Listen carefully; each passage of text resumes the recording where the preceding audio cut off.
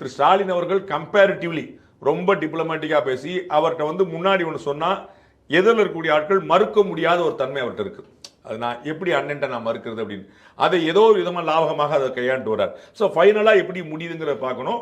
திமுக எப்படி கராராக இருக்குன்னு நினைக்கிறதோ அதற்கு இணையான கராராக பழைய மக்கள் நல கூட்டணியும் காங்கிரஸும் இருக்குது. பழைய மக்கள் நல கூட்டணியும் காங்கிரஸ் அவங்க ஒரு குரூப்பா செயல்படுவாங்க. காங்கிரஸ் அந்த குரூப்ல இல்ல, பழைய மக்கள் நல கூட்டணி இந்த குரூப்பா இருக்கு. மதிமுகவும் 2 கம்யூனிஸ்ட் கட்சியிலும் விடுதலை சிறுத்தையும் 4 கட்சியிலும் உள்ளுக்குள்ள ஒரு கூட்டணியா தான் இருக்கிறாங்க. நம்ம இப்படி என்டிஏல வந்து திரு டிடிவி சொன்னது போல ஒரு பழைய என்டிஏ பிளஸ் ஏடிஎம்கே அப்படின்னு ஒன்று இருக்குல்ல. இப்போ ஏடிஎம்கே வந்து என்டிஏக்குள்ள வருது, ஆனால் அதுக்கு முன்னாடி அங்க ஒரு என்டிஏ வந்து எக்ஸிஸ்டிங் 2024 எலெக்ஷன்ல பார்த்தோம். அது மாதிரி இவங்க பழைய எம்என்கே வந்து இருக்குது.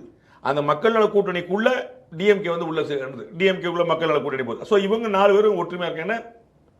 இவர்களுக்கு நோக்கம் பொதுவாக இருக்கிறது, நிலைமை ஒன்றாக இருக்கிறது, யார்கிட்ட பேசணுங்கிறதும் ஒன்றா இருக்கு. ஸோ வந்து 3 ஒரே டார்கெட், 4 பேருமே ஒரே டார்கெட்.